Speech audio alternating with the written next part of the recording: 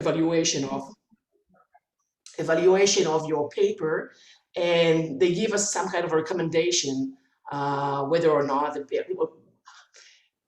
their understanding of how much work is still needed for the paper to reach the standard of publication for AMJ. And of course, they're also writing usually 3-4 pages of written comments for you, and maybe some more personal comments that only I can see as the associate editor. I want you also to know that we actually also evaluate the reviewers themselves, and so we want to use good reviewers, and so each review that comes in, we as editors evaluate it, so we will know who are the best reviewers to use them to help us develop your papers. So AMJ, like AMR, is very selective. We got, many papers get desk rejected. That means that they do not even go out for the review process, and most of the manuscripts that do go out will be rejected in the first round. Other papers that get into the process probably would go through 2 or 4 cycles of review, and eventually only about 8% of the papers will be published. So this is very selective, and this means that you really need to help, I think Sherry said that the paper should be cooked enough, mature enough when you send it. I mean, it won't be ready to publication as is, but it has to be, it has to be good enough for us to start working with it. So I want to say a few things about that. So all we have is your manuscript. I mean, I, as an associate editor, I do know who the authors are. The reviewers don't know that because that's a double-blind review, right? But even me, I know your name, but I not necessarily know your career or your past publications or your track record or anything. So what we really have to work with is the manuscript. We don't know anything else about you. So the manuscript represents you, and you have to have the readers in mind when you send out the manuscript in. So this means even, usually I would get papers that I can handle, that are qualitative research, in my case, macro level, but then I'm not an expert on each of any of the papers, right, in terms of the area. So I'm reading the paper and I'm trying to figure out from your paper, what is the area and who will be the best reviewers to review it.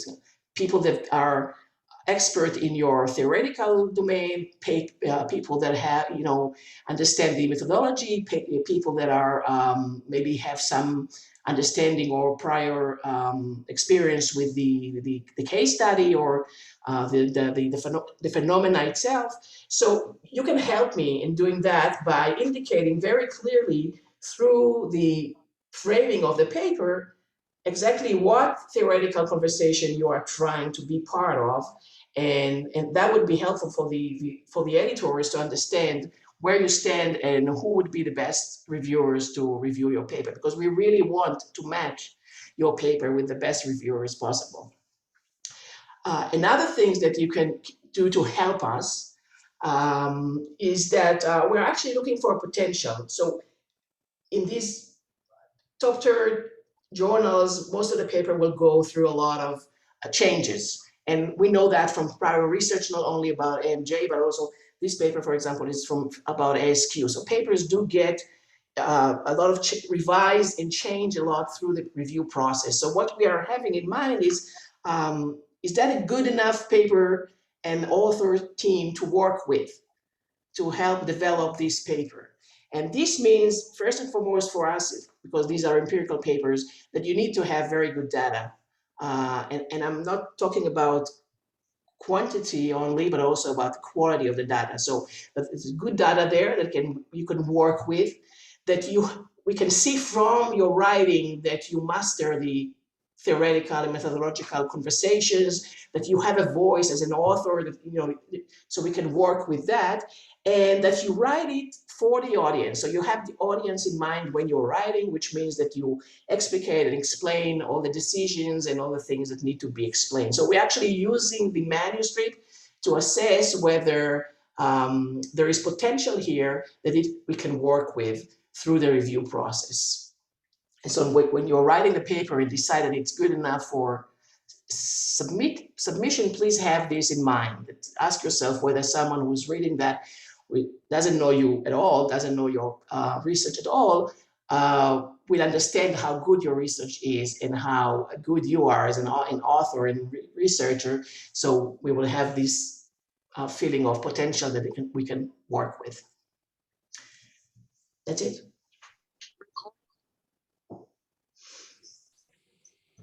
Thank you, Tammar. You stopped abruptly, so I was not ready yet. So at least I started my my microphone this time.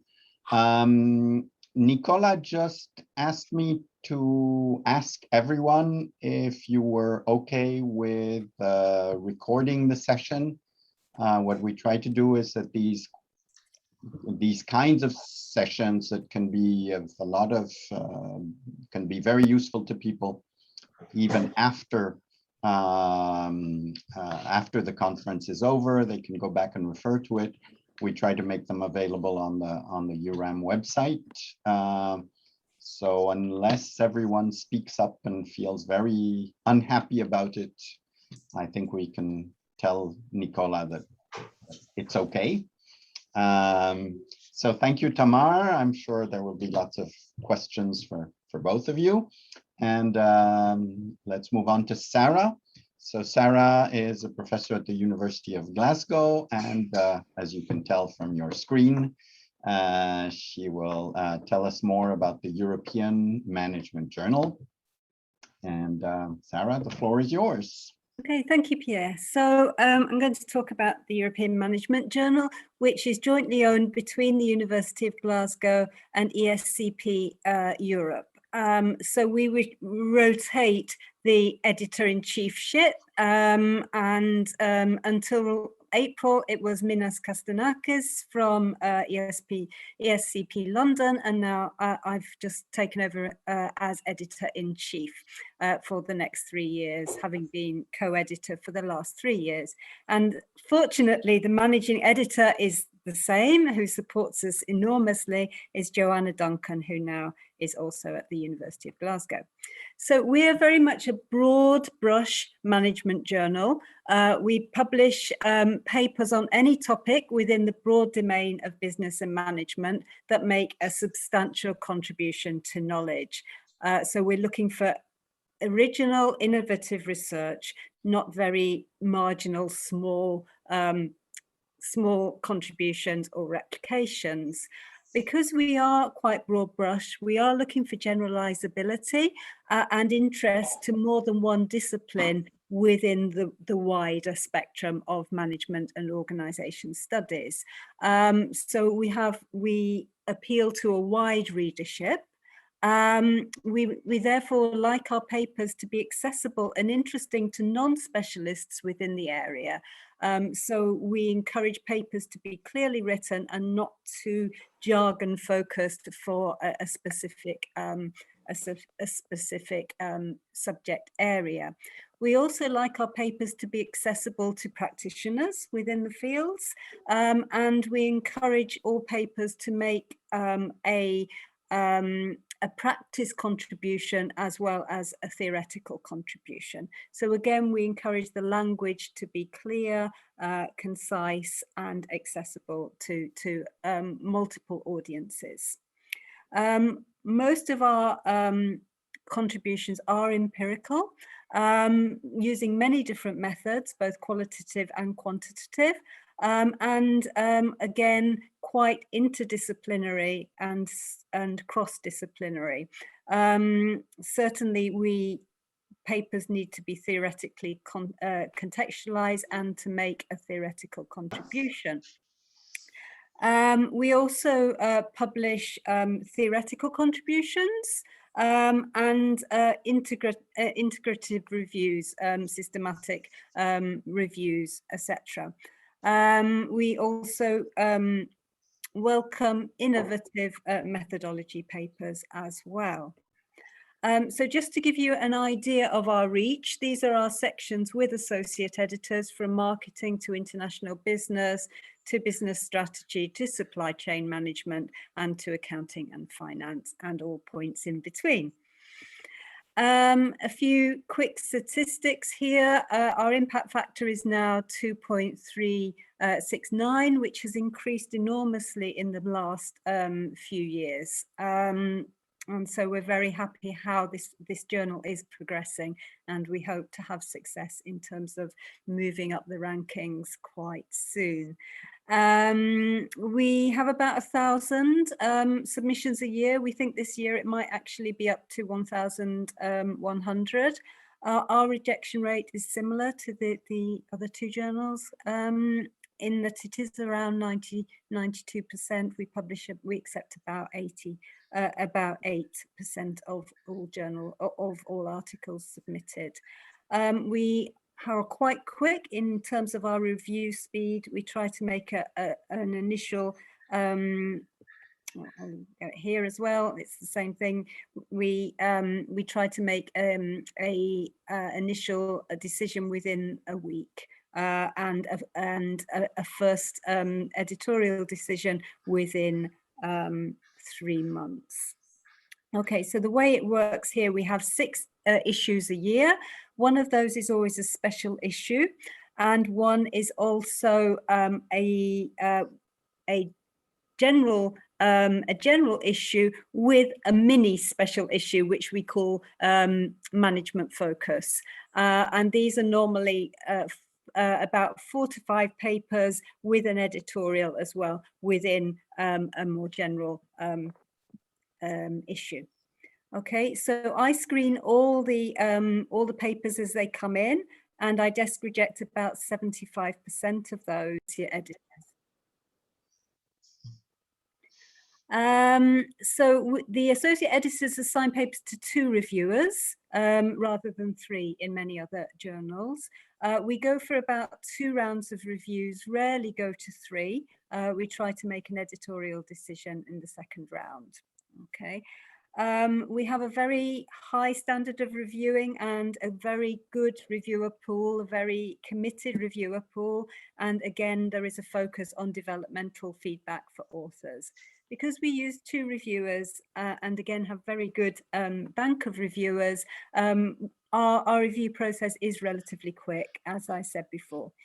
Although obviously at the moment things have been held up a little bit because everybody is so terribly busy with COVID related issues. So I just wanted to say a few things about reasons for rejections. Mainly, it is a lack of contribution, a lack of original contribution, particularly theoretical contribution, and weak positioning, that it's not very clear why this area is of interest or why a certain theory is being used and how that relates to existing knowledge in the area and also existing knowledge and debates within the journal itself.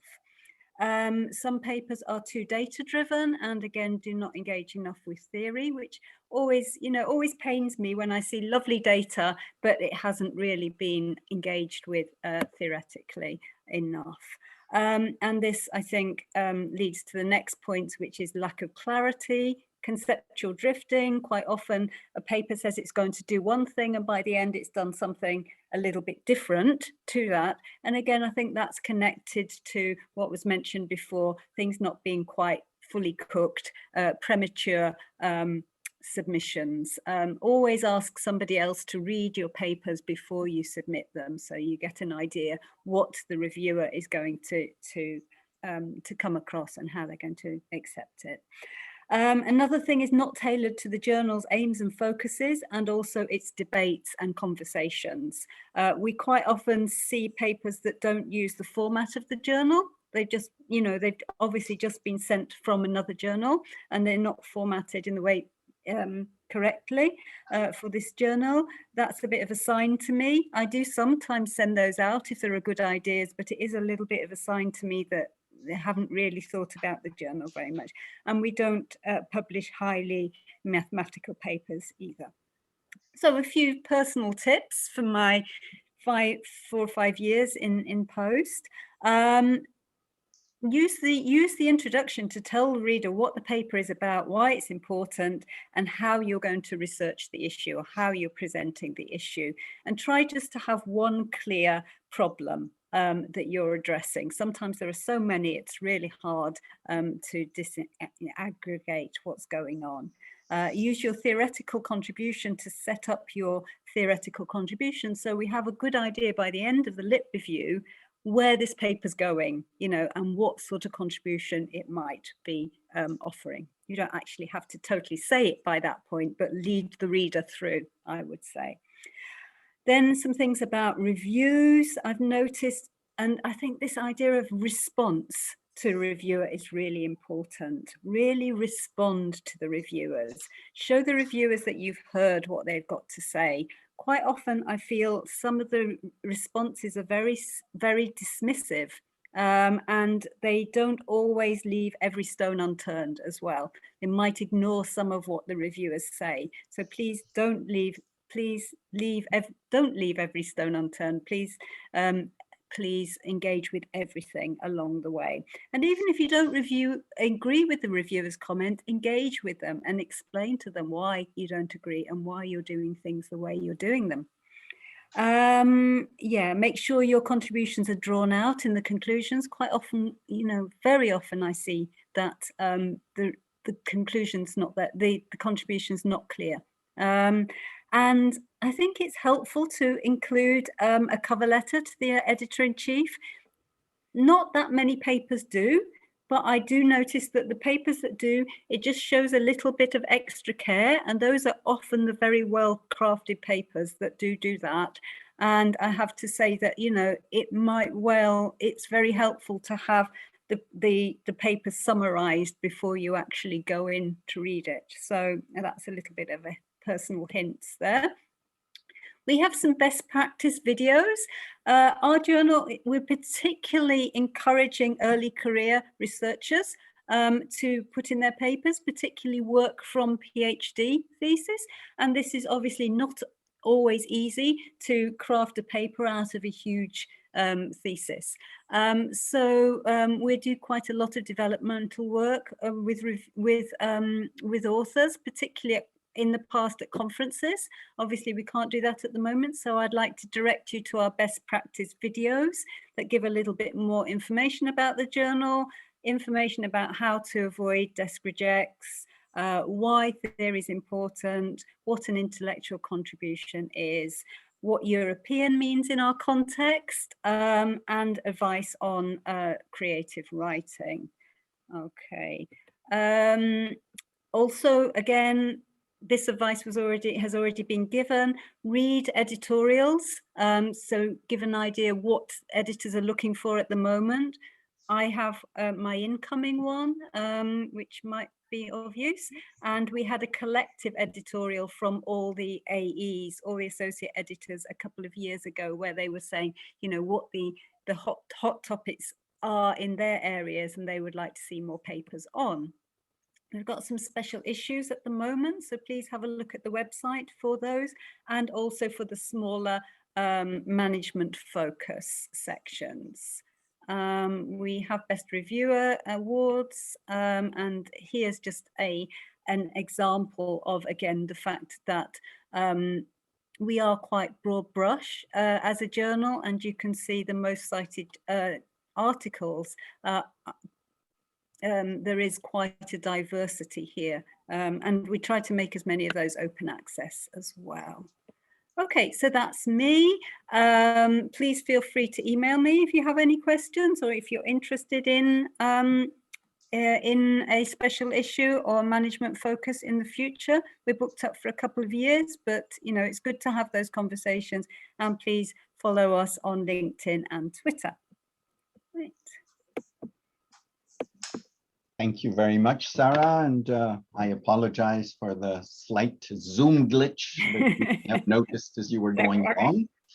And so I see, and I may mispronounce your name, but Sunye has her hand up, if I'm not mistaken, or it was just support. Okay. So we'll keep all the questions for now, just in a few minutes.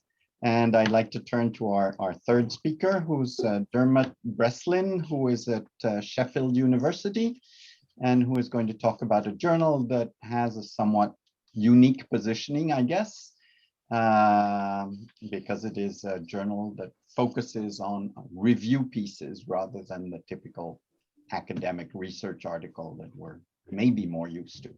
So Dermot, the floor is yours. Thank you very much, Pierre. I'll just share my screen.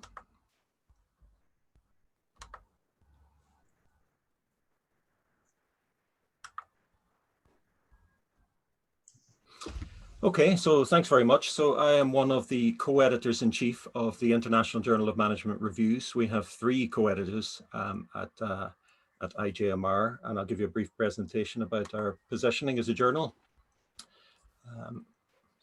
Sorry, that didn't. Okay, so we're just over 20 years old. We launched in 1999. We are one of 2 journals that's co-owned by the British Academy of Management and Wiley. We publish around 26 papers a year, so those are literature review papers, as Pierre said. Our latest impact factor is 8.6, and this puts us 5th in business and management. So our positioning as a journal has changed a lot over the last 20 years, and especially over the last 10 years.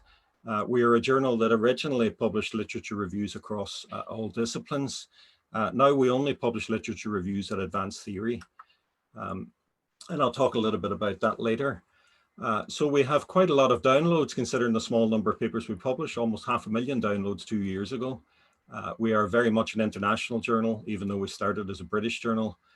Most of our authors come from Europe and Australia, but that international author base is increasing, and certainly our readership is very international.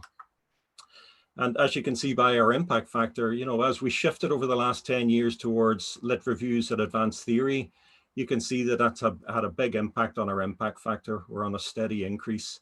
And if you compare us with the other 2 journals that are here today and some other sort of high impact journals, you can see, you know, the power of literature reviews in particular, because a lot of people read them and cite them, and especially literature reviews at advanced theory. And that's exactly what we do. We are a review journal. We publish papers right the way across the disciplines in business and management. All papers in IJMR have to make a unique and significant contribution to theory.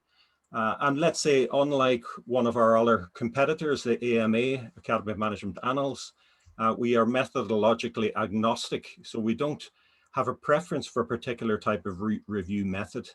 We publish narrative reviews, systematic literature reviews, bibliometrics. So we don't have a particular preference. Although a paper recently written about review papers across the top review journals says that our journals tend to be more systematic in nature, but that's not a deliberate editorial preference. That's just due to the preferences of our authors and possibly our reviewers. We definitely encourage papers that are interdisciplinary, and we find that these papers are cited more as well. You know, if you think about the problems that we all study as business and management scholars, those problems tend to be interdisciplinary. And as a good basis for the development of theory, we encourage review papers that also cut across disciplines. And this is our tagline. You know, we are a journal that provides strategic platform for new directions in research. So our papers are like a launchpad, the launchpad for people that are unfamiliar with a particular discipline, or people who are very familiar with it and want a new perspective on the domain, so that they can, you know, it might shape or, you know, spark new ideas in terms of their own research directions. So this is an exercise that one of my co-editors and myself did a few years ago. So we looked at all the papers that were published in IJMR, and we tried to look at the different ways in which these papers develop theory. And we came up with these 8 strategies. So let's say the strategies at the top are what you might find most common in literature reviews. And as a journal, we started, let's say 20 years ago, we published a lot of papers that adopted these strategies. You know, the typical type of strategies like spotting conceptual gaps that we might advise our PhD students to do. But more and more, we're publishing papers that move down the list in terms of strategies. So let's say as you move towards the top of the table, these literature reviews tend to stick within a particular discipline in literature. They tend to, for example, to spot gaps or to organize literatures. So a typical type of review might organize a literature into antecedents, process, outcomes. These are very typical type of reviews that we receive. And we also tend to find that these reviews are a little bit descriptive, a little bit predictable, and it can be difficult sometimes to produce insights that are truly novel and truly surprising and interesting from these types of approaches. Certainly not impossible. In this paper that Carolyn and I wrote, there are definite, very strong, high impact, well cited papers that adopt these strategies. Papers then that might problematize a literature. So we tend to publish more of these over the last 5 years. Problematize a literature or identify contradictions. And effectively what these papers are doing is they're reorganizing our understanding of a particular literature and theory within a domain. They might be problematizing conversations within it. And this can spark new research directions in terms of opening up new avenues of research.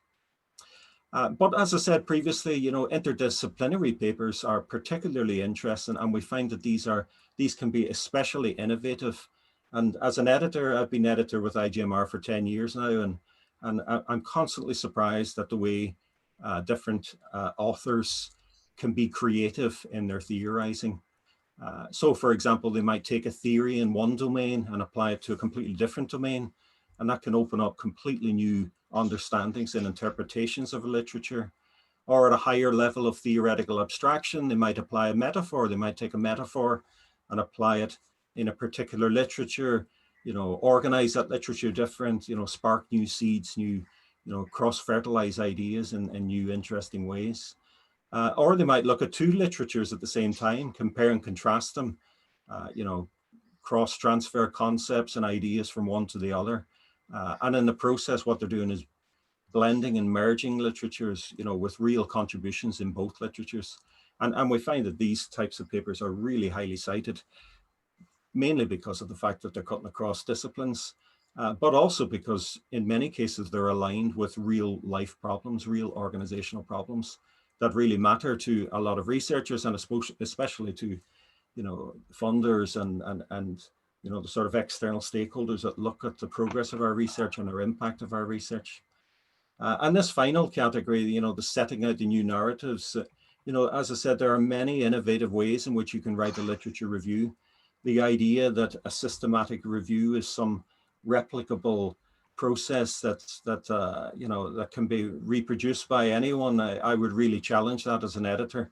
Writing a literature review is a highly creative process, especially if you start to develop theory through it. And as I said, our authors are constantly surprising us in terms of how we do that. And I haven't in my presentation talked about the review process, because I guess the other journals would have done that, and which they have, but I would definitely call out for reviewers. All of our reviews are ad hoc. We do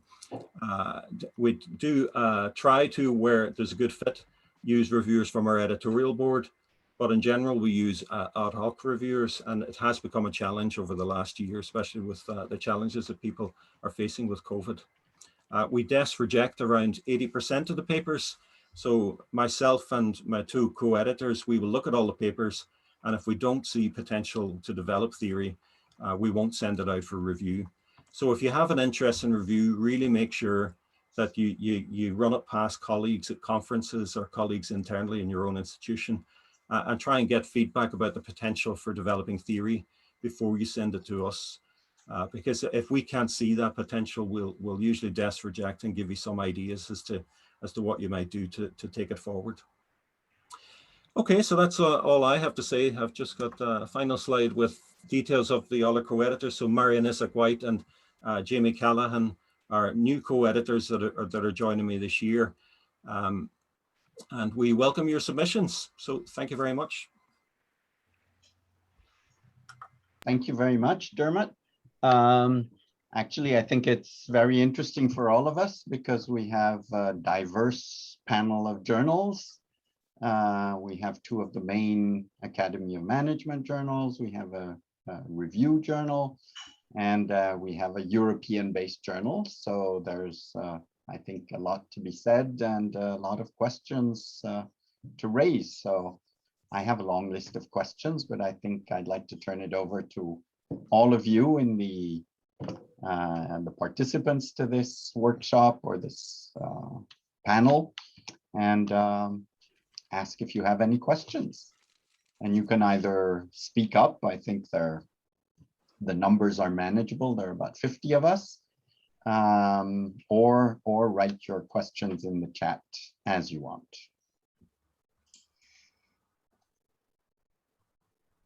Any questions?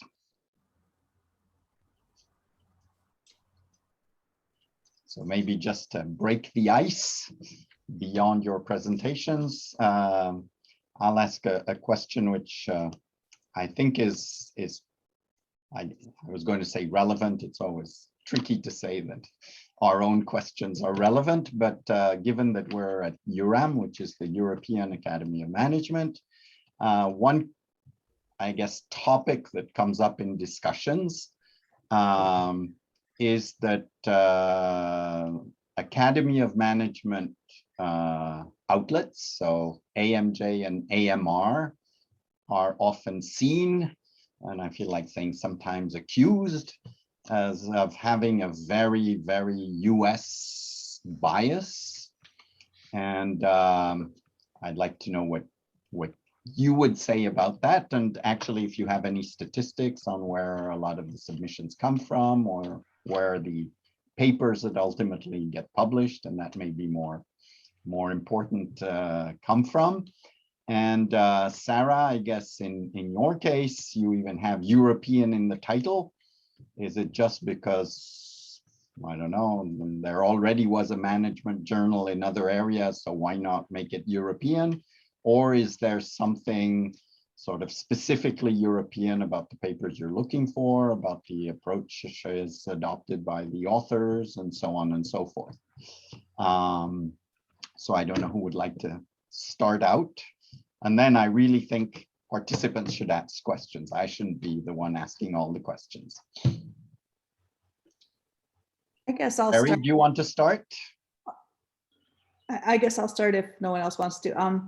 I don't have exact statistics with me. I do know that a couple of years ago, we did look at where authors come from, and Europe is very highly represented at Academy of Management Review. And I think there's a long tradition of conceptual thinking in many of the European schools, and that comes across in our journal. So even though it may seem US centric, and possibly it's because it's based in the US and started with a set of US scholars, I do think that at least as regards to Europe, it's quite it's quite international. I do think that we have a challenge in terms of some of the other areas of the world that we do not receive as many manuscripts from Asia, from South America, from Africa. And that is something that we would love to hear more from. And we're trying to develop some programs to encourage that. I'll follow up. I don't have the statistics, but I want to note that many of the associate editors, like myself, are not from the US, but from Europe and around the world. I'm talking to you from Jerusalem, from Israel. And many of the reviewers are based all around the world. I think the influence of the US is not only in terms of the authors and the reviewers and the associate editors. We have to say sometimes the influence is in the templates of thinking and the way of presenting data and presenting. So I will not. It's there, but I think we're making a lot of effort trying to diversify and be open to different kinds of research and presentation. I can speak for the qualitative team, certainly in qualitative research, where there is a very heavy influence of positivistic kind of thinking coming from the US, and we are certainly aware of that, and we are trying to be more open, choosing the right reviewers, also to be open to many kind of traditions. Okay, shall I come in to explain a little bit more about the European in our title? So this is partly historical in that it was a kind of joint venture, if you want, between a British business school and a European business school 20 odd years ago in its origins, to, you know, bring together the kind of various types of thought around management to start and develop those conversations. From then, we have grown enormously, and we have become much more international in our scope and in our readership. Definitely our readership is extremely international, and increasingly in our authorship, and we're very much working on that to be much more international. We have just revised our editorial board, so we have a really good representation of people on our editorial board from Europe, but also from Asia and from North America and so on. So we are working really to become wider in reach and scope in that respect, and with our reviewer and author base as well. The European theme, however, is still alive in the journal, and we encourage it. So we have a Perspectives on Europe invited piece, normally every edition. I see one of our authors, forthcoming authors, is in the room. So Stefan Roth has written a very nice piece on the Great Reset that will be published soon. Very much again coming from a European tradition of thought, drawing on European theorists. So that's one important thing, that we encourage papers to draw on European thought, but to blend and merge that with thought and ideas from other parts of the world as well. So we're having those conversations between Europe and other parts of the world. The other thing is generalizability. A paper may be written in a very different context, but it might well have some applicability to management and organization ideas and practice within European contexts, or vice versa. It may be written in a European context, but is much more generalizable to other parts of the world as well. Okay. Yeah. So I think it's around those dialogues about Europe, how Europe influences the world and how the world influences Europe, and how we have those conversations together. That is quite important to us still within the journal. Thank you very much. Again, I think this is a recurring theme, you know, sort of, is there anything like an autonomous thought from Europe on management issues, or is it just sort of the empirics that are around us, the real world that's around us, that lead us to think about things slightly differently? And I think it's an interesting topic to bring up. I see that we have two questions that have popped up on the chat. One is from Rita. Rita, would you like to? I can read your question, but I'll probably do it not quite as well as you would do it yourself. So why don't I let you speak? Thank you.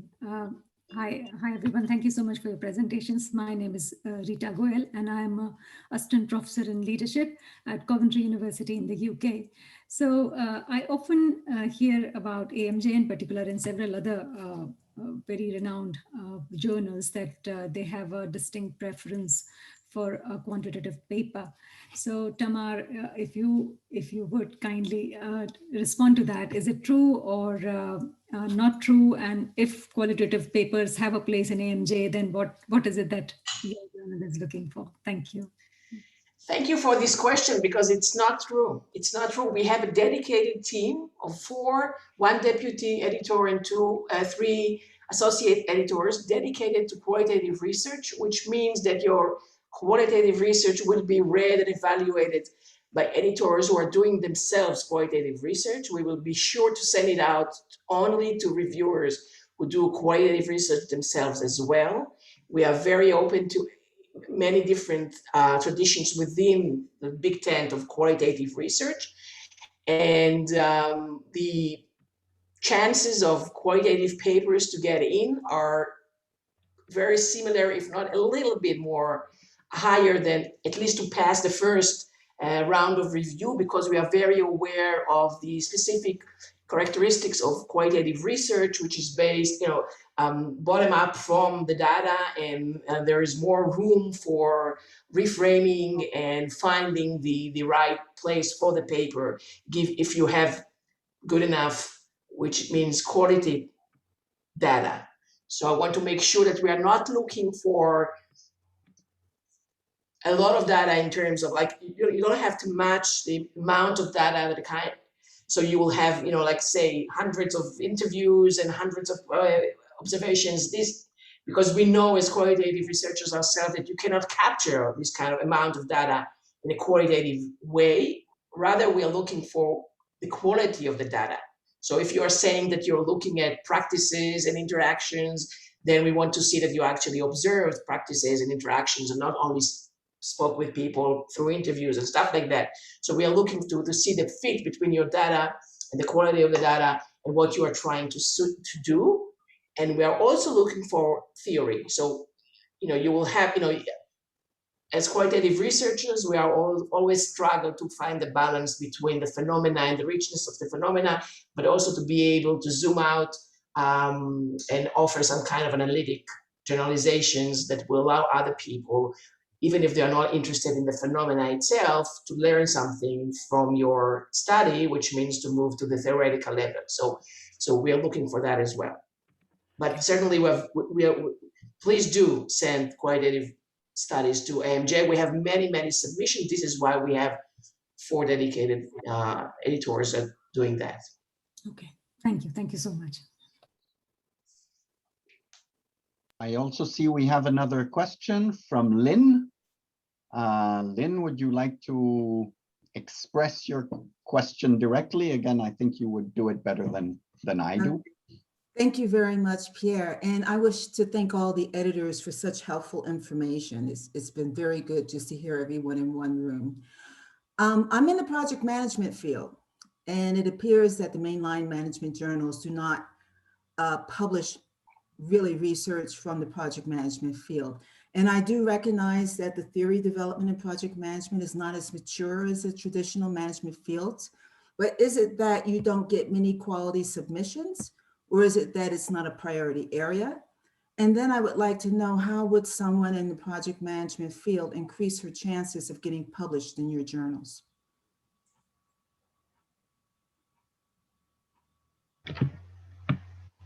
Would like to go.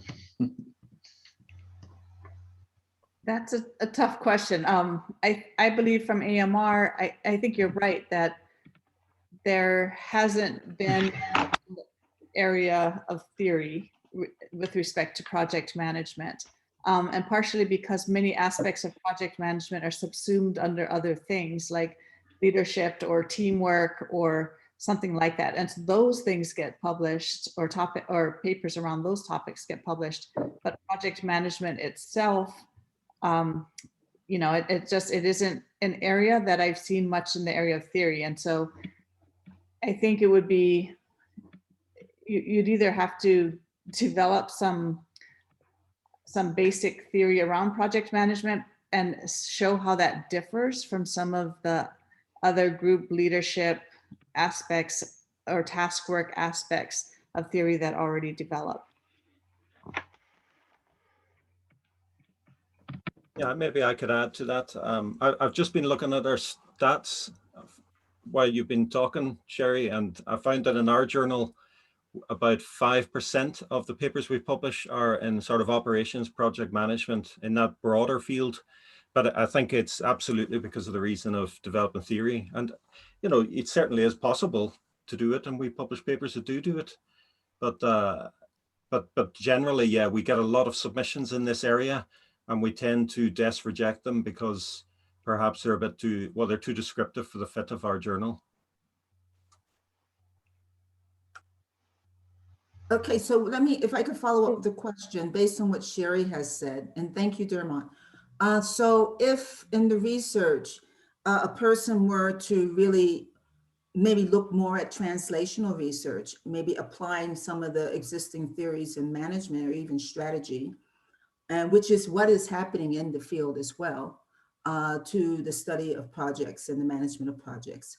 Is that something that's of interest to the journal? And also, Sherry, was it Sherry? I think, yeah, management review, you looked at more theoretical contributions and not empirical research. So if one were to develop a conceptual paper that looks at those areas, what would you be looking for specifically? We'd be looking for, that's a very good question. And I'm glad you're thinking in that way, because it would be nice to see something that's in that area in a more conceptually developed way. So if you are able to bring together some of those other areas that you talked about and get us to think about project management or aspects of project management in a different way, or in a new way, or create a typology of something that makes us think that project management as we knew it may have a different flavor. So what we're looking for is something that pushes the boundaries, at least at Academy of Management Review. So if someone were to read your paper and say, oh, I never thought about project management that way, here's a different lens from which I can understand this topic, that would be something that would be of interest to us. Okay, thank you. Yeah, and just to add that as a slightly more practitioner-focused journal, we'd certainly be interested in work on project management, and we have certainly published work in the past. Just to reiterate again, a theoretical contribution is extremely important, and I think that because again we are quite interdisciplinary within the field, so linking project management to other disciplines within the field, such as leadership and etc., would, I think, also be really useful in that respect. In fact, I think we've got a couple of papers under review at the moment, more or less in that area. So yes, there's quite a bit of research in that area, and I do know we do have our specialized journals, and a lot more research is coming out in that area. But I just ideally myself, I would like to see more of it in the mainline management journals, if that can happen, the possibility. Maybe I'll make an attempt. please do. Thank you very much.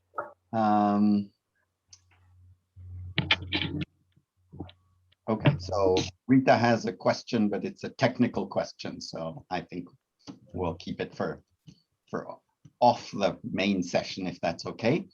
I have a question which I guess is mainly for Dermot and Sarah, which is that I guess to varying extents in different parts of the world, publishing has, I was going to say publishing has become more important. I think publishing in a more discriminating way has become, whatever we mean by discriminating, has become more important at many of our universities. And I guess in the case of review papers, how have you seen sort of universities, and in particular sort of tenure committees, promotion committees, whatever, take into account publications at the Journal of Reviews? And I guess, what about EMJ? How sort of, is there anything that can be done? Have you done anything to increase not only the impact as it's usually measured, but the way in which universities view this? Is there a difference between Europe and the rest of the world on that topic? Again, I think that's very much part of our job, or part of our job is visible in the publications. And how does this affect sort of what you're doing with the journal? And I guess aside from the review and acceptance process, how does it impact some of the things that you might be doing? I don't know if Sarah or Dermot want to speak first. I think for Sherry and Tammar, there's not much to say on that topic. I'm happy to go first. Yeah, so I think I think, you know, I've been asked this question before, and I think I'd like to make a distinction between a review paper where you, let's say you do a review as part of a, you know, a project or a PhD, and a review paper that develops theory. I think these are two very different things. You know, the review paper, you know, literature reviews do get read more and they do get cited more, but review papers that develop theory get cited an awful lot more. So if you think about the impact factor list, you know, Academy of Management Annals has been at the top of that list for a while, and we've been in the top 10 for at least 8 years. You know, these papers are highly cited.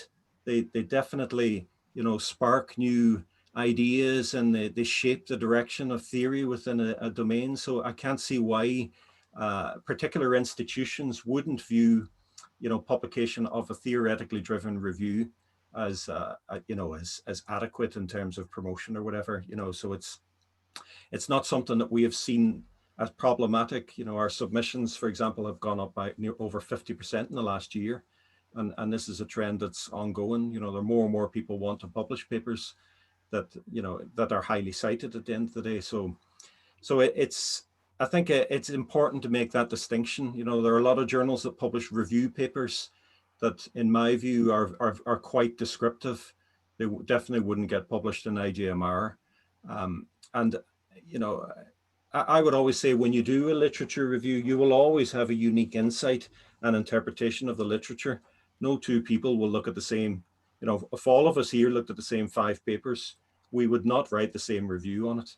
You know, there is a creative interpretive process there, and that is the seed of new theoretical insights. And I think it's important to, you know, to bring that out in a review and to be transparent about that process. Sarah? Okay, yeah, I suspect that the question to me is slightly different, and it might well be connected with rankings as well. So we are a 2-star journal in one of the ranking systems, and we are on the cusp. Actually, we're right at the top, and we hope to become 3-star very soon within my tenure. But I think that there is an issue here about, you know, to what, and actually our impact factor is higher than some other journals that are already ranked as 3-star. So there is a question here about why submit to a 2-star journal when you can submit to a 3-star or 4-star journal. And I think there is a lot of pressure under people within universities to always submit to 3-4-star journals. I think there is the question of what you want to say and how you want to say it. And sometimes 2-star journals give you a little bit more scope to be able to do things in the way you want to do them, and have a slightly different readership. So it's also around who you want to talk to. So for example, with our journal, we do have a good practitioner base, and we're quite, as I said, you know, the way we write within this journal is quite straightforward and practical in many ways. So, you know, it kind of depends a bit what sort of academic you want to be. So that's a starting point about thinking about which journals you go for. That's one point. But I think the other thing that I've noticed with our journal is that it is in quite often a starting point for people's careers. We've got papers, you know, that were published very early on in careers of people who've gone on to be very eminent in their field. And as I said before, we like to encourage early careers to get writing, to encourage to send in their papers, and we give a lot of help and development in that way. So I think universities really should encourage early career academics to get started writing early, and to write, you know, to start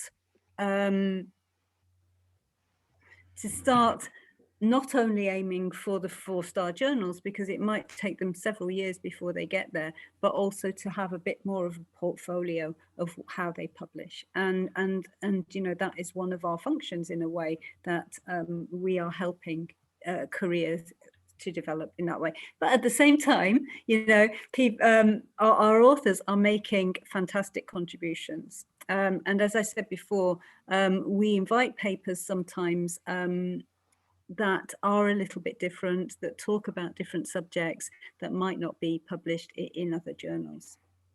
Yeah. Thank you, Sarah. Again, I shouldn't be asking the questions. People in the audience should, so I know sometimes it's better for me to shut up. So I will let you raise your questions.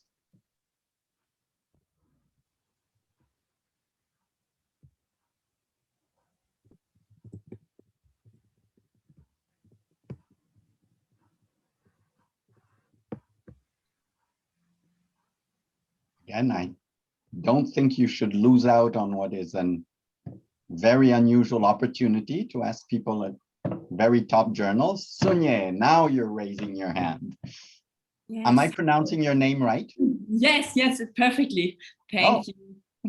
Perfectly fine. Thank you from Lüneburg in Germany. Thank you for your presentations. I really feel honored to be able hearing all of this. And I have a question connecting to you, Sarah, mentioning, and all the others maybe as well, mentioning your special issue. I think you call, there was one integrating organizational research, connecting individual, team, organizational, and multi-level perspectives. And as I'm working on this broader topic, my question is, that would be a good starting point for me, this special issue, because I'm interested in interdisciplinary research and multiple levels as they all connect, and as organizations are multi-level systems. So I'm very pleased to hear about this special issue. And my question to you is who to talk to, or who to connect if I have any further questions when I read this special issue on your webpage. And to all the others, what about such studies, integrative, broad, multi-level, qualitative? Might that also be something for another journal? Yeah. Okay, so yes, I'll very much encourage you. I think there's time, so I encourage you to submit a paper. Feel free to email me in the first instance, and I can put you in touch with the special issue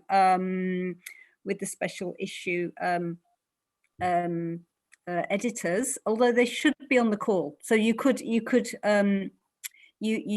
directly email them as well. So okay, thank you.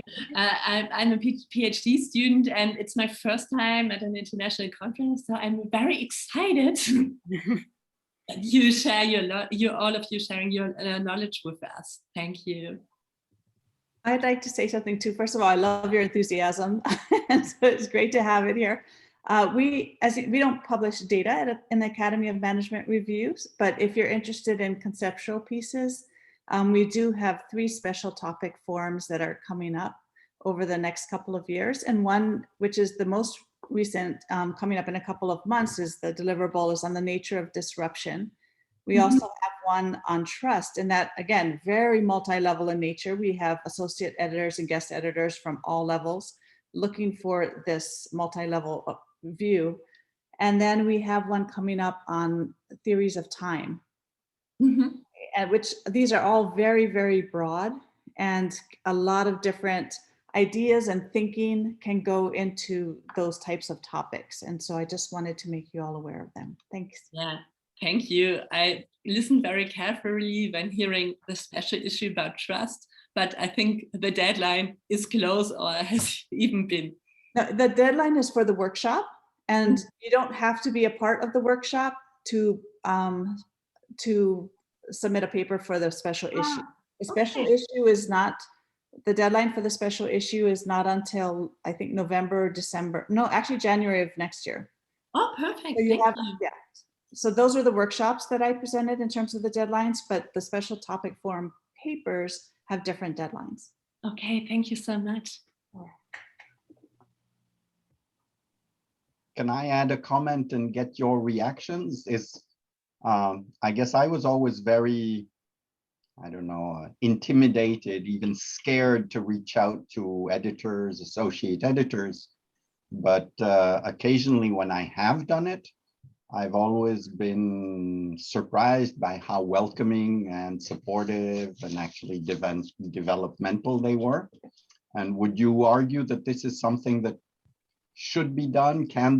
Obviously not to make them waste their time, but is it okay to reach out to editors, associate editors,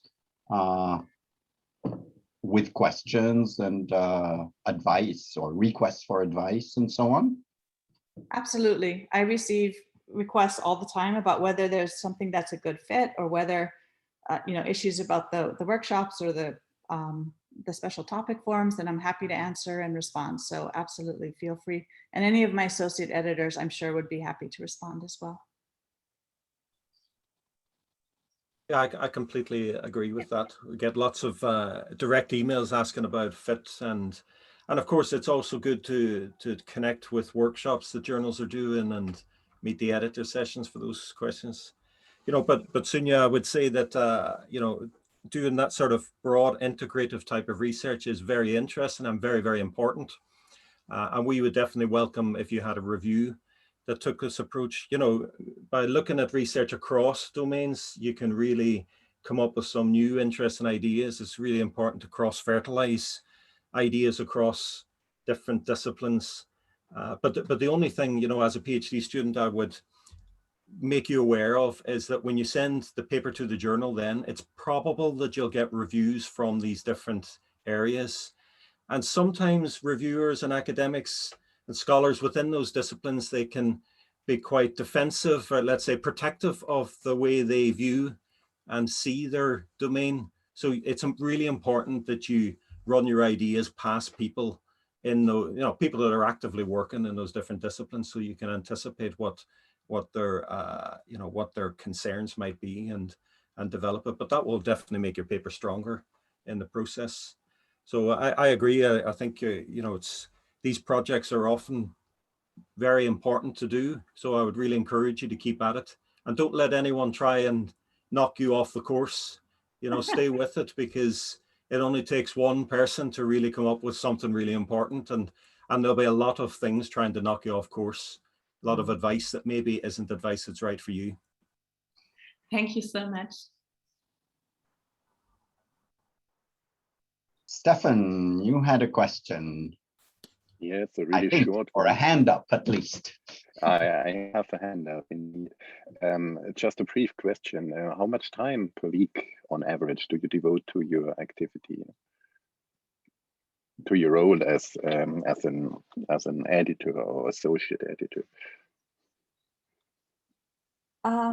You better not answer, or there'll never be any editors ever again.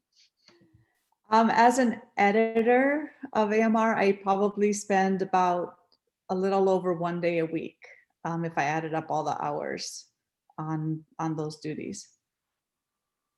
Yeah, I would say the same. It's a big commitment, and there's papers coming in all the time. So, you can't really turn your head, or you've got 30 papers that need attention. So it's a pretty constant thing. It's like you can't just do that 1 day a week, because there are things coming through all the time. So it's often, evenings basically. But it's, it's a fantastic learning experience, and it's a great thing to do. It's personally very rewarding when you see papers coming through. It's great. I always say just about the same, about a day a week. And I'm also very happy, but also very aware of the responsibility that we have to allow the field as a whole to develop and be open to different kinds of stuff. So I take this role very, very seriously.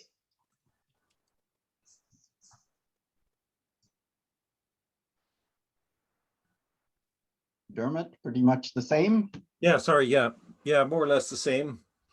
Yeah, it's well, some weeks it may be a lot more, and it can be difficult to take holidays as well, because the show doesn't stop when you're especially when you're in the editor-in-chief role, so it's but it is a very rewarding, I found it an extremely rewarding role, to probably the most rewarding role I've done as an academic. So So I would definitely encourage people to do it. And most importantly, to start reviewing, because reviewing is the step into editing. And we don't get enough people accepting to review. And this figure has been, we've done some work on this. The figure has been falling over the last 10 years.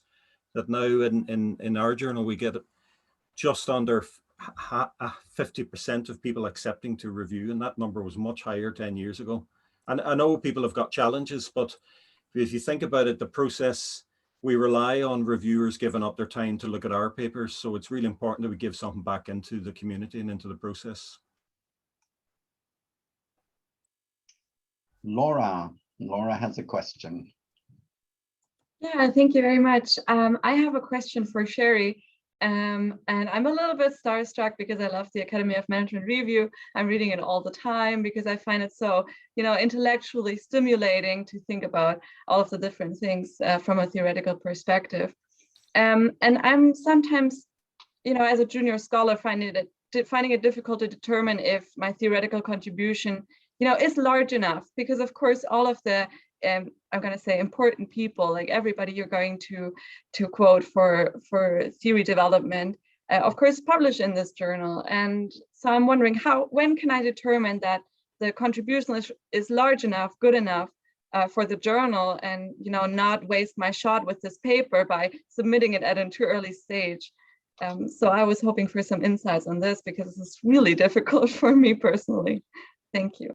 That's a great question, Laura. I think, especially as a junior scholar, sometimes it's hard to know how much is enough, right? And a lot of times what we get is people trying to put too much in it, and then it becomes hard to determine, well, what actually is the focus of your contribution? And so that's kind of the other side of it. So one, I think trying to get some, friendly reviews.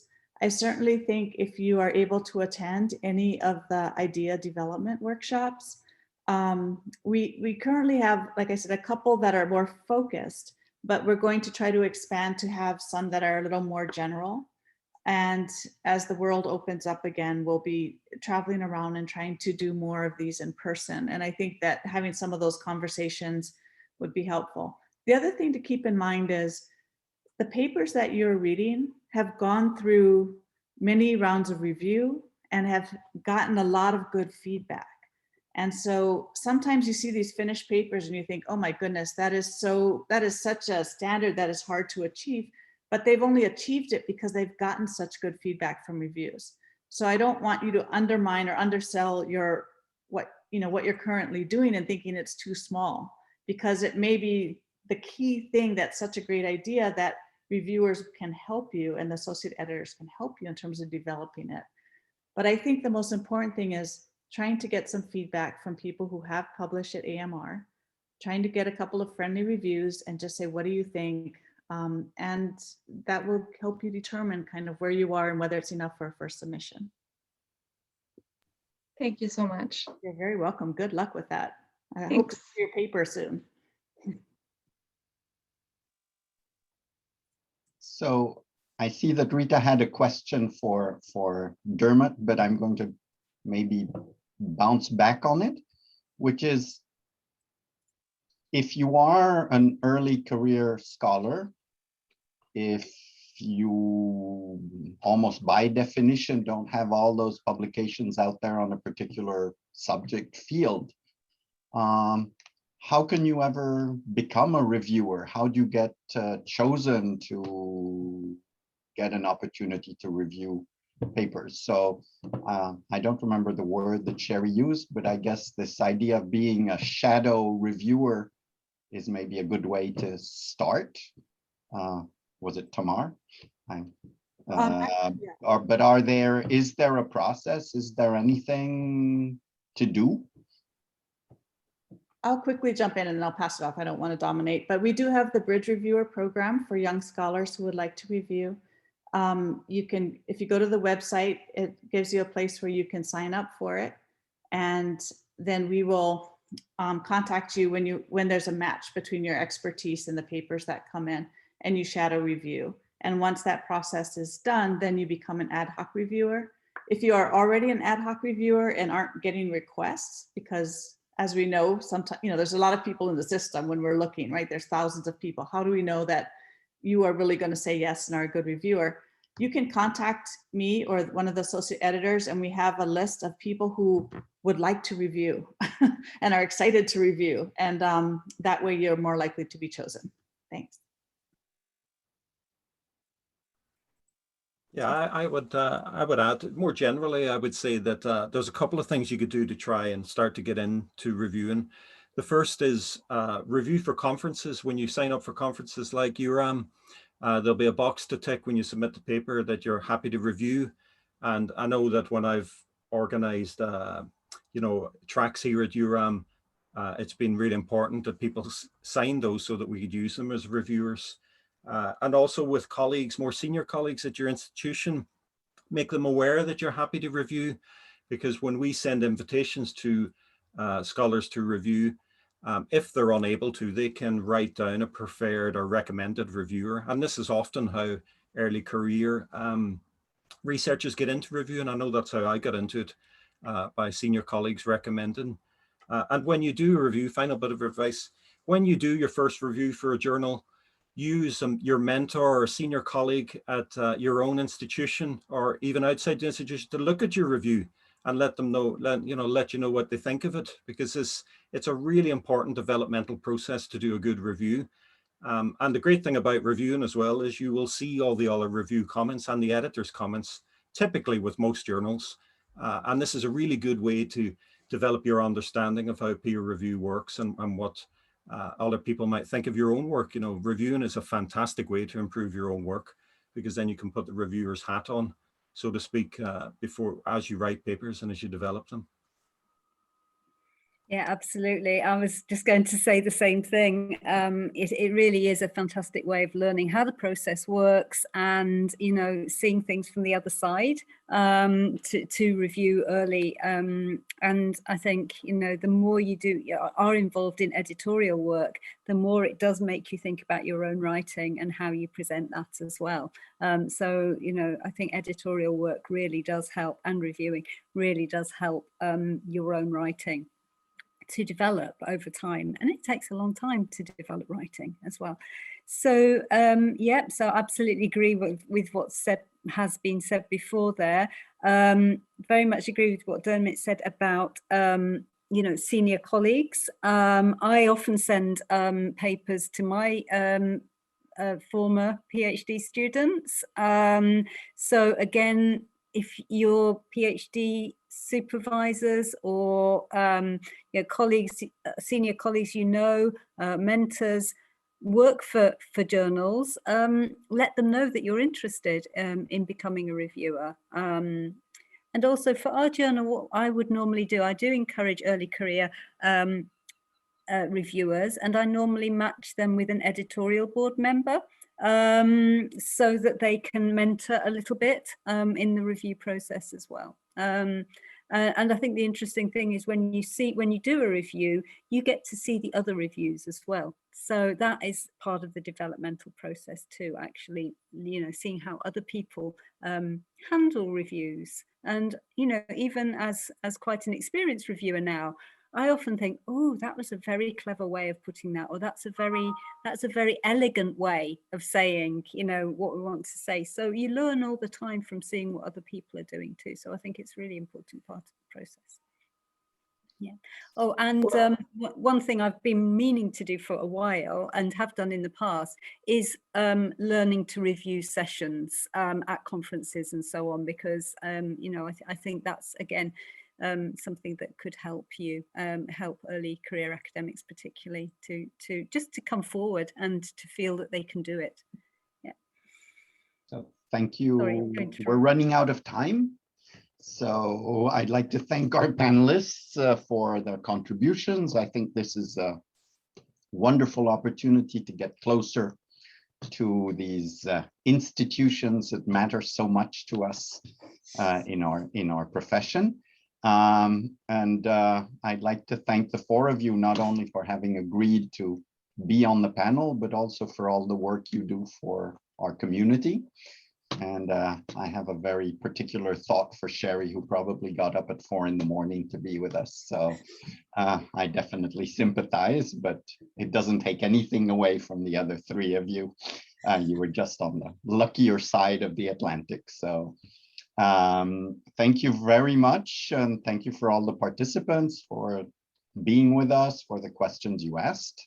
And I hope that soon we will be meeting in real life when some conferences at least go back to what I will call normal, even though no one agrees on what that is going to be. So thank you very much, and have a nice day. Enjoy the conference, and I hope to see you around. Thank you.